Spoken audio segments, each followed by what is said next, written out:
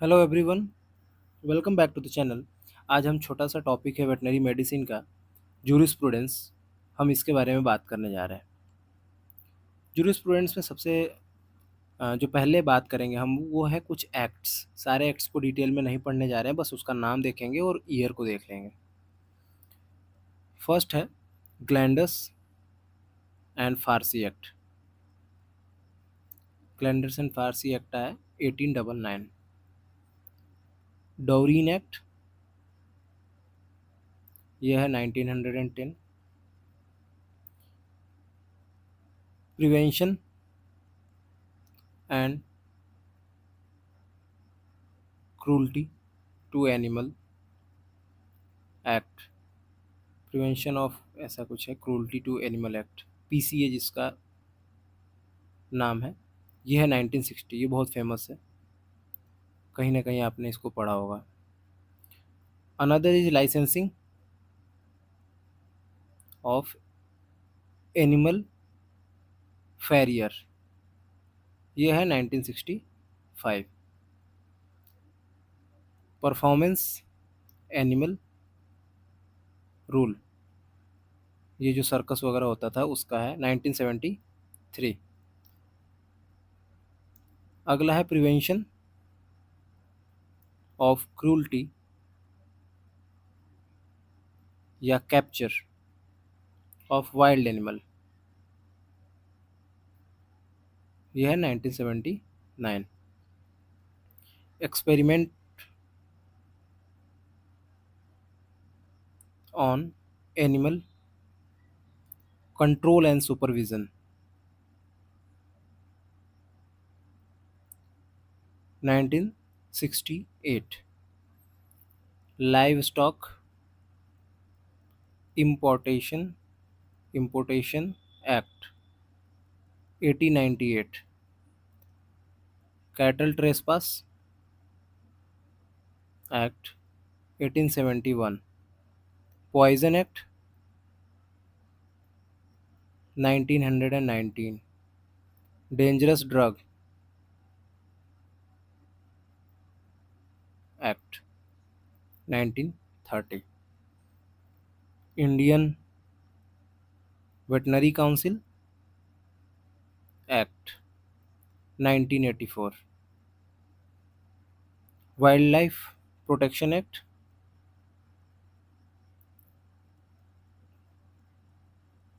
1972। Breeding and experiment on animal rule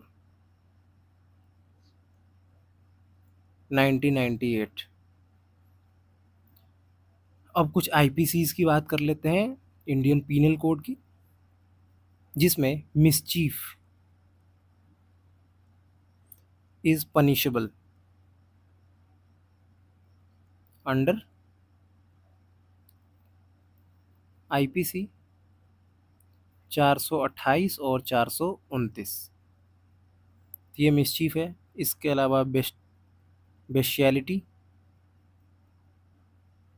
ये punishable है IPC 377।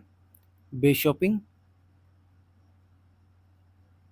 Punishable under IPC 420। Adulteration of drug it is punishable under IPC 274। Adulteration of milk and milk product, ये है IPC 272। कुछ board की बात कर लेते हैं। Animal welfare board of India, ये 1962 में बना है। इसका जो हेडक्वार्टर था, ठीक है, पहले अर्लियर चेन्नई था और अब है बल्लभगढ़, जो कि है हरियाणा। इसके अलावा एक है पीटा, यह है people for ethical treatment of animals.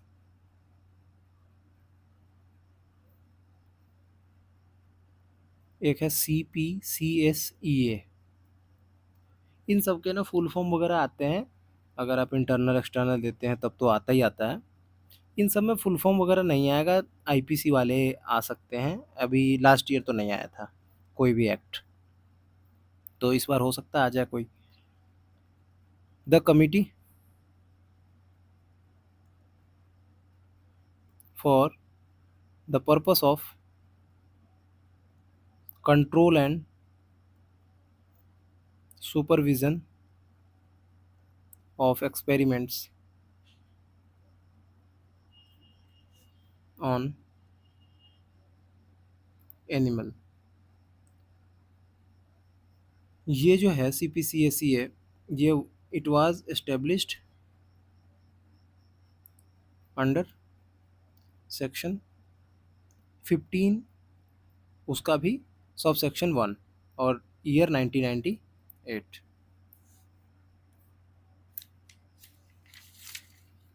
देखिए इन सबको डिटेल में पढ़ने की उतनी ज़रूरत नहीं है, क्योंकि शायद ही कोई इसमें से क्वेश्चन आया, वो उसमें भी डिटेल की बात तो कोई नहीं करेगा।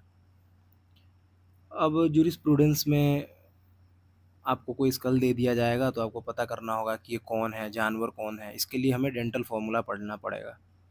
डेंटल फार्मूला एनाटमी वाला ही है, तो वहाँ से ये पोर्शन कवर हो जाएगा यहीं पे।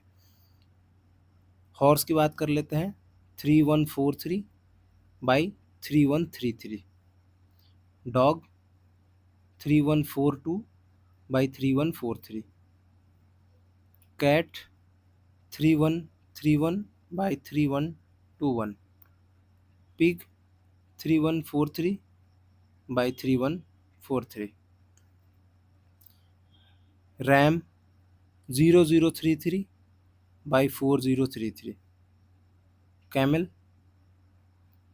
1133/3123। एक हमने लास्ट लेक्चर में जब सर्जरी पढ़ा होगा आपने, तब हमने बात की थी कुछ हॉर्स के बारे में। तो हॉर्स में एक गैल्वाइनीज ग्रुप होता है,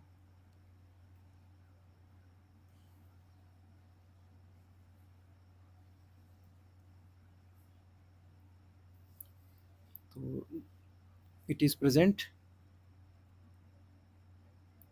ऑन upper third incisor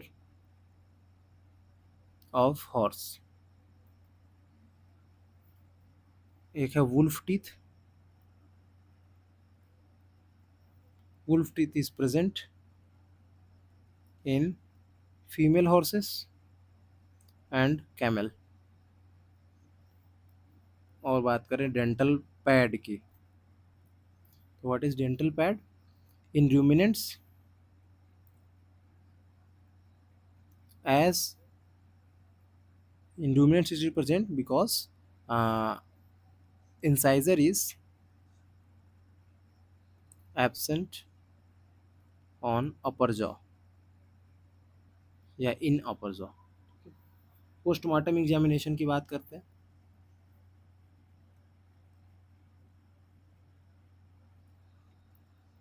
तो पोस्टमार्टम एग्जामिनेशन में क्या है, तो जो हॉर्स होगा जब उसका पीएम करेंगे तो it should be placed right side down.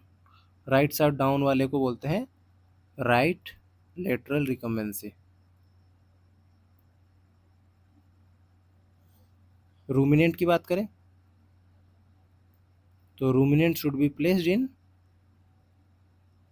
Left lateral recumbency. Left lateral recumbency मतलब लेफ्ट साइड डाउन। ठीक है। पिग की बात करें तो पिग होता है वेंट्रल रिकम्बेंसी में। ठीक है। और कैट एंड डॉग की बात करें तो ये होते हैं डॉर्सल डॉर्सल रिकम्बेंसी।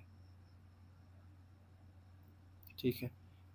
कुछ टर्म्स हैं जैसे समन, और इसी को बोलते हैं सब अपनिया। समन या सपनिया क्या होता है? It is attendance of witness in the court. Attendance लगाना है इस समन। परज्यूरी क्या होता है? What is perjury? Perjury is falsehood wilful utterance, है ना। और ये जो परजुरी है गलत, मतलब जानबूझ के जो गलत, क्या बोलते हैं उसको, गवाही, है ना, दैट इज परजुरी। तो इट इज पनिशबल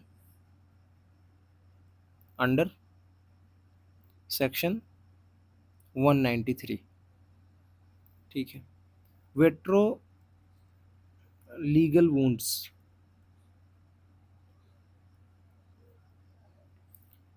पहला है कंट्यूजन्स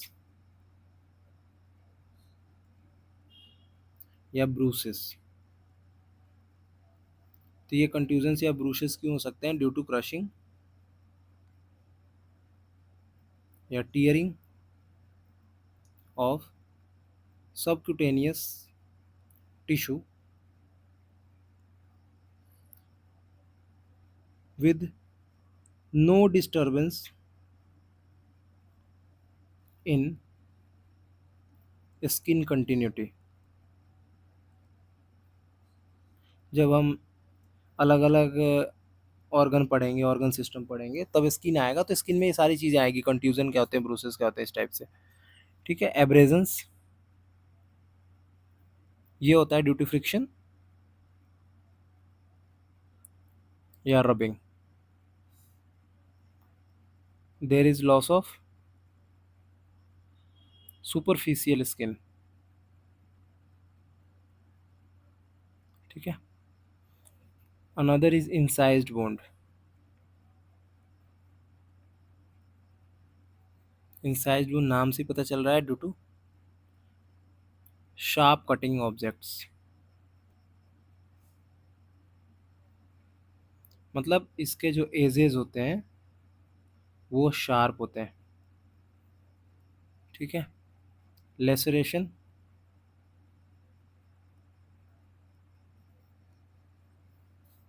tearing of tissues.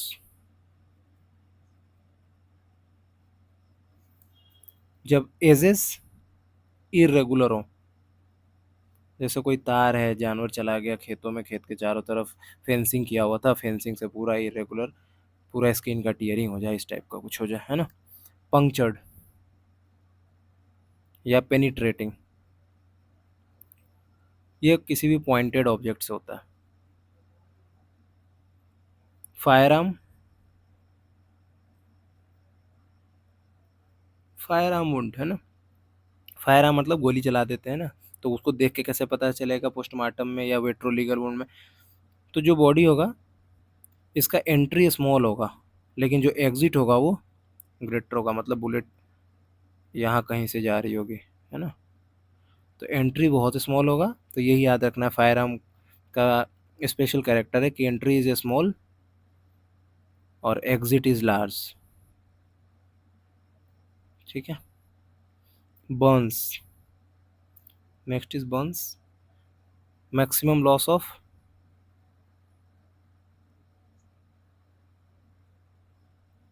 Maximum water loss from, Burns में जब भी होगा तो मैक्सिमम वाटर लॉस कहाँ होगा? राइट साइड से और लेफ्ट साइड से। ठीक है। और मिनिमम टेल से। ठीक है।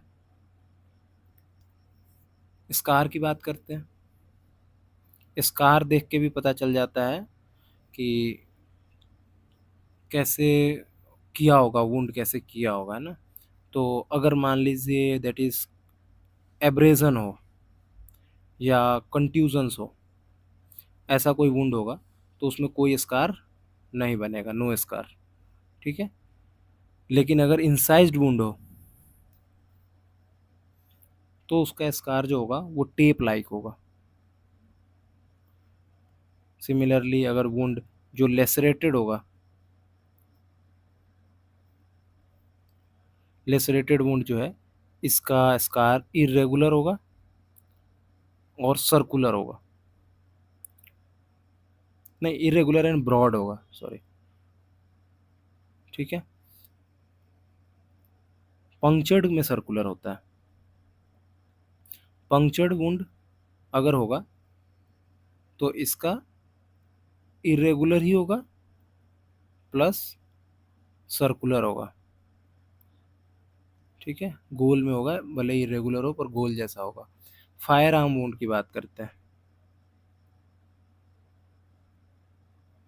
फायर आर्म वुंड का जो स्कार होगा वो राउंड तो होगा ही, एंड स्मॉलर होगा, बहुत छोटा स्कार होगा देन द ओरिजिनल वुंड,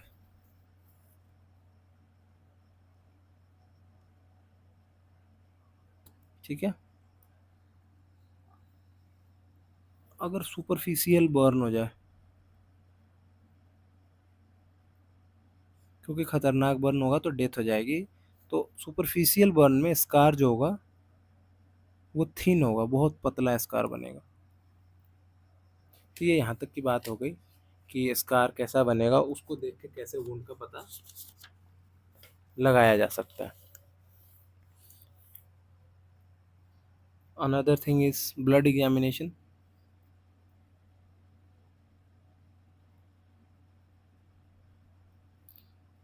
और एट क्राइम सीन,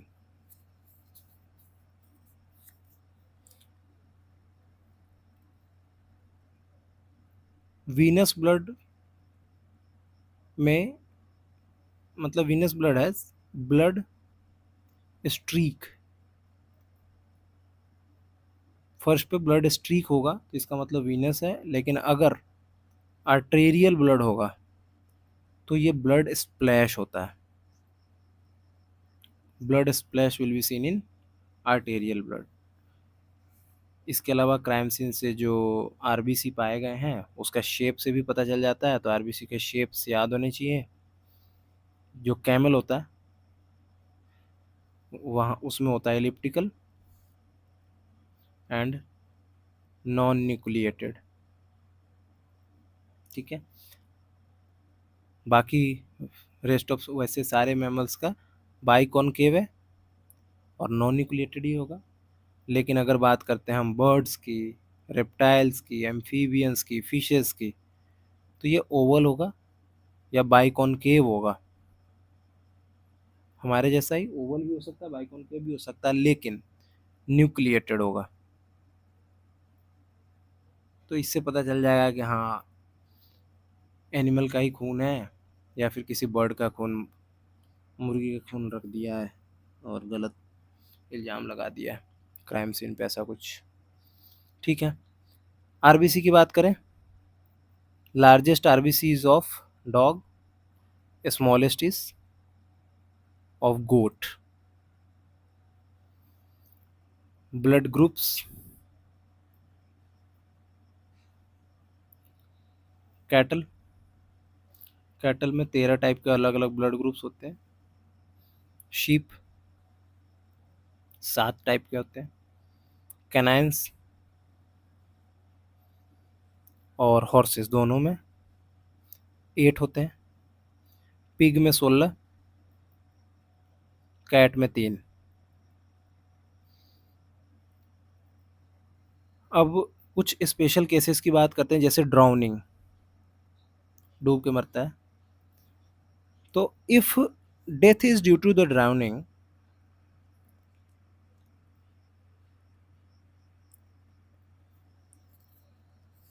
और वो भी ड्राउनिंग हुई होगी फ्रेश वाटर में, मतलब नदी में, तालाब में, तो होता क्या है कि सारा का सारा जो ब्लड है वो डाइलेट हो जाएगा, तो हीमोडाइलेशन का कंडीशन आ जाता है ना। और हीमोडाइलेशन बहुत ज़्यादा होने के कारण वेंट्रिकुलर फिब्रिलेशन हो जाता है और इसी से डेथ होती है, ठीक है। लेकिन अगर कोई सॉल्टी वाटर में, समुद्र में जाके मरता है, कोई एनिमल है ना डूब गया ऐसा कुछ, तो ड्राउनिंग इन सॉल्टी वाटर होगा, तो यहाँ पे जो होगा ये हीमो कंसंट्रेशन होगा,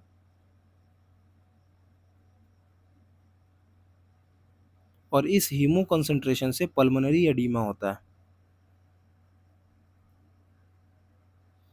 और उससे डेथ होती है। ठीक है। क्लिनिकल साइन की बात करें, कैसे पता करेंगे कि हाँ ये डूब के ही मरा है, तो अर्ली राइगर मोटिस पाया जाएगा।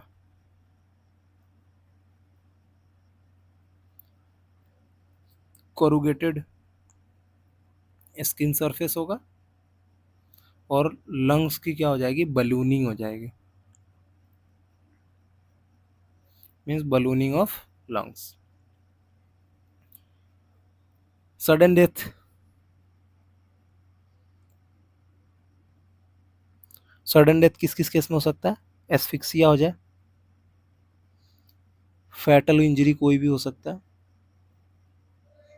या शॉक, इन सभी केसेस में हो सकता है। एक अनदर की बात कर लेते हैं, अनदर केस जैसी लाइटनिंग, बिजली गिर जाना ना, तो बिजली जरूरी नहीं है, हो सकता है करंट भी लग जाए, तो या तार गिर जाए ना, एनिमल वगैरह पे गिर जाता है, गाय भैंस कहीं पोल के पास चले गए और वहीं पे ऐसा कुछ हो गया। तो याद रखना है कि कोई भी करंट अगर 110 से 220 वोल्ट है, वोल्ट है, तो इससे डेथ हो जाती है। क्लिनिकल साइन इसकी बात कर लें तो ये भी अर्ली राइगर मोटिस होगा, half chewed food is present in mouth, ये इंपॉर्टेंट है। इसके अलावा डिस्चार्ज फ्रॉम नेचुरल ऑरिफिसेस, इसको देख के घबरा नहीं जाना है कि एंथ्रेक्स हो गया है, क्योंकि यहाँ पे बर्निंग के मार्क्स होंगे, और ये बर्निंग के मार्क्स, इसी को सिंजिंग बोलते हैं। जब आप एलपीटी पढ़ेंगे ना, या अपन जब वीपीएच पढ़ेंगे उसमें भी मीट साइंस में ये वर्ड आएगा, सिंजिंग, है ना। ठीक है। अनदर इज शॉक,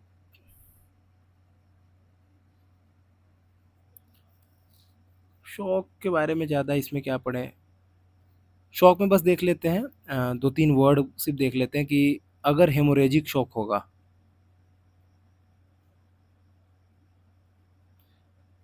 तो blood loss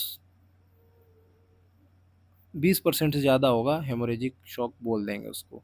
similarly septic shock होता है, तो ये तो पता ही है कि सेप्टिक बॉडी है, मतलब कोई ना कोई पैथोजेनिक ऑर्गेनिज्म है, वो मल्टीप्लाई कर दिया है, टॉक्सिक वगैरह रिलीज कर दिया है, तो ऐसा हो गया। एक है anaphylactic,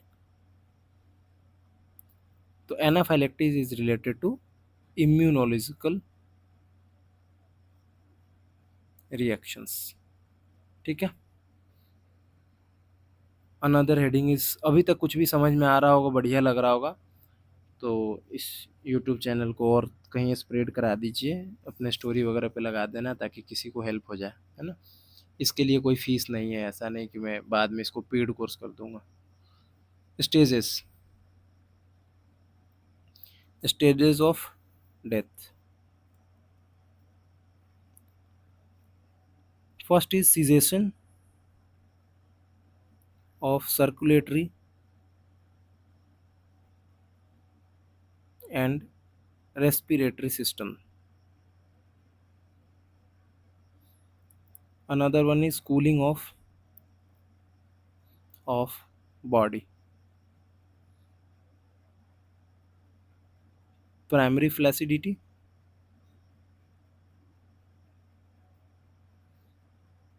rigor mortis,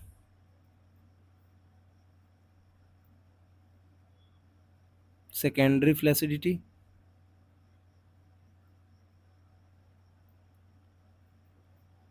sixth one is putrefaction, and seventh one is adipocere. जिनको लॉन्ग लिखना है उनके लिए ठीक है, अपन को बस स्टेजेस ऑफ डेथ याद होना चाहिए कि हाँ ऐसा कुछ है कि 1 2 3 अरेंज कर देगा, अगर ऐसा कुछ तो दिक्कत हो सकती है, बस याद रखना है कैसे है। प्राइमरी फ्लैसिडिटी, सेकेंडरी समझ में आता है, बीच में राइगर मोटिस हो जाएगा। एडिपोसेयर क्या होता है, बस इसको एक बार देख लेते हैं कि अगर किसी भी कारकस को, है ना, is kept in moist environment या मोइस्ट कंडीशन, तब क्या होता है, देयर इज हाइड्रोजिनेशन,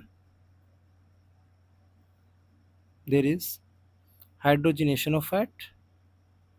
ठीक है, अब इसके कारण क्या होता है, बहुत palmitic acid, stearic acid and hydrostearic acid are formed. अब इसके कारण क्या होता है, ग्रेइश वैक्सी सब्सटेंस बन जाता है। इसी को बोलते हैं कॉप्स वैक्स। ठीक है, means adipocere is called as corpse wax. ठीक है, कॉप्स मतलब कार्कस। ठीक है, इसमें बीच में, ठीक है, अब एडिपोसेयर के बाद लास्टली आता है ममीफिकेशन, सबसे लास्ट। ममीफिकेशन क्या है, तो इट इज श्रिवलिंग ऑफ कार्कस। श्रिवलिंग मतलब क्या होता है, जो कार्कस है ना वो स्मॉल हो जाएगा, मतलब थोड़ा सा श्रिंक कर जाएगा, और ये होता है ड्यू टू ड्राई कंडीशन। ठीक है, अब हम लोग कुछ क्या बोलते हैं उसको, कुछ एक्ट्स को देख लेते हैं जो पनिशेबल, पहले ही हमने आईपीसी के अंदर देख लिया था। तो जो कॉमन ऑफेंसेस हैं जो लोग करते हैं उसके बारे में बात कर लेते हैं। First is mischief. मिसचीफ मतलब एक्ट ऑफ किलिंग या पॉइजनिंग एंड मेमिंग। मेमिंग क्या होता है, टू मेक एनिमल यूजलेस। ठीक है, और ये बाय वायलेंस। अलग अलग बुक्स में अलग अलग डेफिनेशन होगी, तो इसका मतलब ये नहीं कि मैं गलत पढ़ा रहा हूँ। अभी लास्ट एक पे कमेंट आया शायद सर्जरी पार्ट 1 वाले में कि सर 8 होते हैं, कुछ प्रिंसिपल है, पता नहीं किस पोर्शन में बात कर रहे थे वो, कि 8 होते हैं या 7 होते हैं। तो ऐसा कोई नहीं पूछेगा कि इसके 7 प्रिंसिपल होते हैं कि 8 प्रिंसिपल होते हैं, आपको बस चीज़ें पता होनी चाहिए। तो ये नहीं मैं बोल रहा हूँ कि ये एक्ट ऑफ किलिंग, पॉइजनिंग और मेमिंग लिख दिया तो ठीक है, बुक में तो बहुत लंबी डिफिनीशन हो सकती है। मैं बेसिक अंडरस्टैंडिंग बता रहा हूँ मिसचीफ होता क्या है। अब बाकी तो आप स्टेटमेंट याद कर लो 10 लाइन का तो और अच्छी बात है, अगर आपको लिखना है कहीं थियरी में तो, है ना। लेकिन इतना से काम चल जाएगा, और एमसीक्यू के लिए इतना बहुत है। अब मेमिंग की बात कर रहे हैं कि किसी एनिमल को यूजलेस बना देना। अब घोड़ा है और उसका पैर ही तोड़ दिया आपने, है ना, और दुश्मनी में कर दिया, ऐसा वायलेंस है ना। Another is bestiality.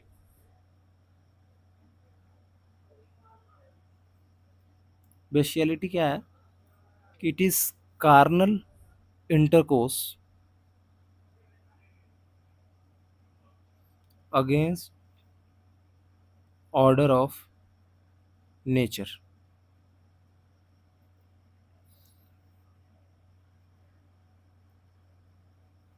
इसके लिए करते क्या है, वी डू सीमन स्टेनिंग। ठीक है, तो किसी भी एनिमल्स है इन सब के साथ अगर कोई इंटरकोर्स कर ले रहा है जो कि नेचर के अगेंस्ट हो रहा है, तो ये क्राइम है, और ये इसका अपन ने पहले ही पढ़ लिया कि it is punishable under IPC 377। Diagnosis की बात करें तो इसमें सीमेन स्टेनिंग होता है, और टेस्ट की बात करें तो बारबेरियो टेस्ट, ठीक है। और जो स्टेन होता है H&E स्टेन होता है, और फ्लोरेंस टेस्ट भी होता है, ये भी किया जाता है। तो ये सारा टर्म्स इसी के रिगार्डिंग है, ये याद होना चाहिए। अनदर इज बाइशपिंग या बिशपिंग, इसको हमने सर्जरी में डिटेल में पढ़ा है थोड़ा सा। ये फ्रॉड होता है, चीटिंग है, टू मेक एनिमल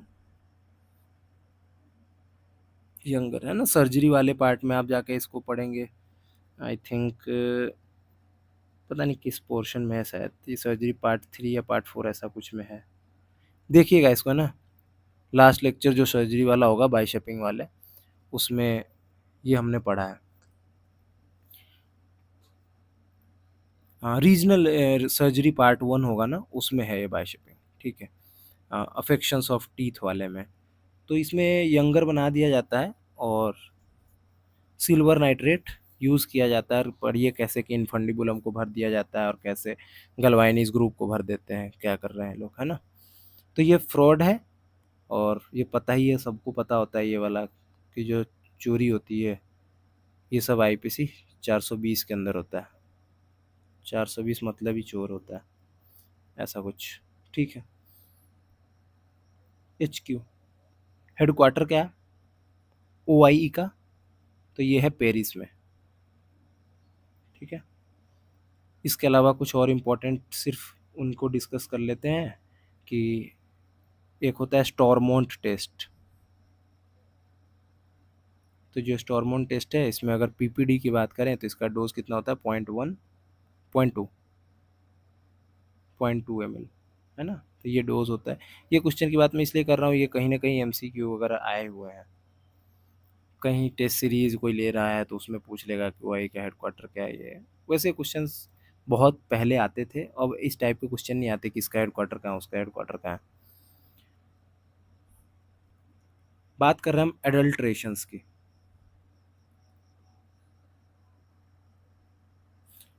मैं पहले ही कहता हूँ कि ये जो टॉपिक हम आज पढ़ रहे हैं, हो सकता है इससे कोई एक क्वेश्चन आए, तो उसके लिए इतने एक्ट्स वगैरह आप याद कर सकते हैं तो ठीक है, नहीं कर सकते हैं तो एटलीस्ट ये बिशपिंग, बेस्टियलिटी, मिसचीफ और ये सब याद कर लें, और कुछ जो इम्पोर्टेंट है जितने मैंने लिखे हैं एटलीस्ट इतना याद कर लें। ऐसा नहीं कि बुक उठा के पढ़ रहे हैं और रैपिडेक्स वगैरह के सारे एक्ट्स याद कर रहे हैं, तो वो मुझे लगता है बेवकूफ़ी हो जाएगी। अब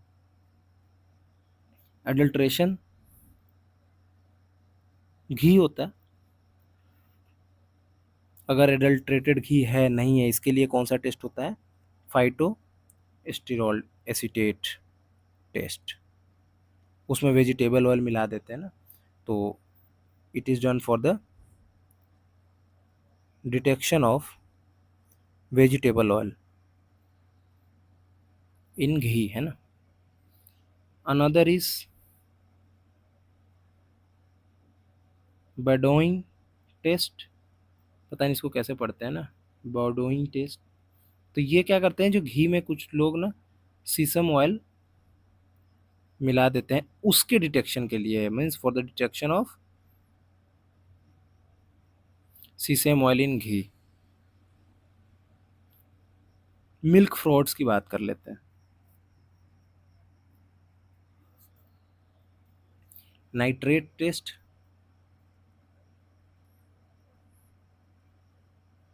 ये डिटेक्शन ऑफ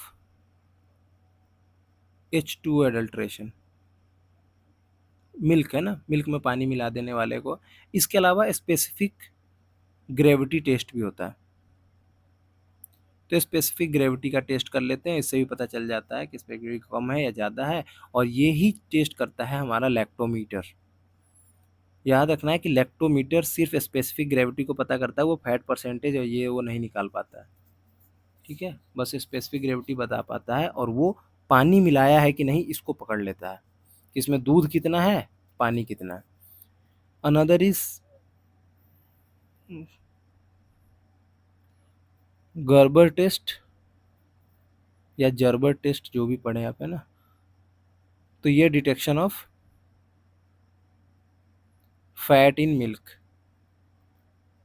मिल्क में कितना फैट है उसको ये पता करता है। Another is gravy metric,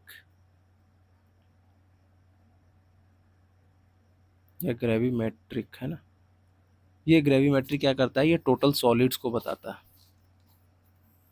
milk में टोटल सॉलिड मतलब एसएनएफ है ना, उसको बताता है। मिल्क में ज़्यादा चीज़ें होती नहीं, एसएनएफ है, फैट है, स्पेसिफिक ग्रेविटी है, तीन चीज़ तो पता करते हैं। मीट के फ्रॉड की बात करते हैं। मीट के फ्रॉड्स, सबसे पहला है glycogen value.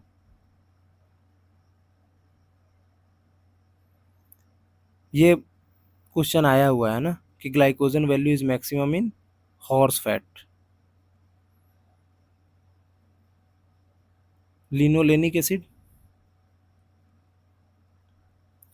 Maximum in horse, और ये 1 से 2% ही होता है, लेकिन यही मैक्सिमम है, 1 से 2। आयोडीन वैल्यू, ये भी क्वेश्चन पूछा जाता है।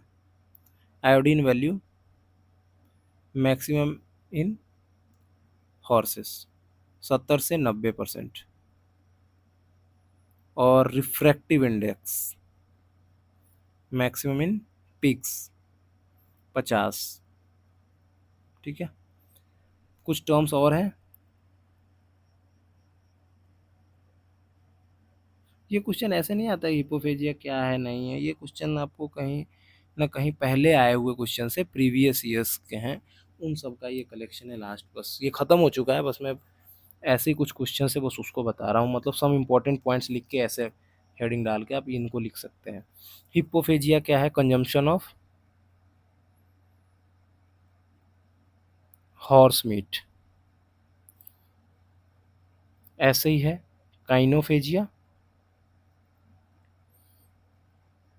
Consumption of dog meet.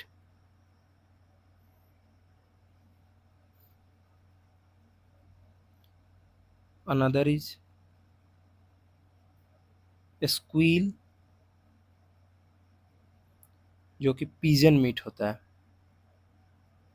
ना, उसको कहते हैं। बहुत लोग पिजन को नहीं खाते हैं, मतलब जनरली लोग नहीं खाते, पर इसके मीट को लोग खाते हैं, उसको स्क्वेल बोलते हैं। अनदर इज वेनिसन, ये थोड़ा अच्छा सवाल बनता है। डियर मीट, व्हील काफ, ये कुछ ना कुछ एलपीटी और वीपीएच से क्वेश्चंस आ रहे हैं मतलब, और इसमें भी है। तो कोई भी काफ का meat above 1 year of age, अगर 1 साल से बड़ा काफ है तो व्हील है। बॉबी काफ, काफ लेस देन 1 वीक। ऑर्डर की बात करें मीट में, तो मटन जो होता है अमोनियकल ऑर्डर होता है उसका। पॉर्क होता है, पॉर्क का यूरिन स्मेल जैसा आता है।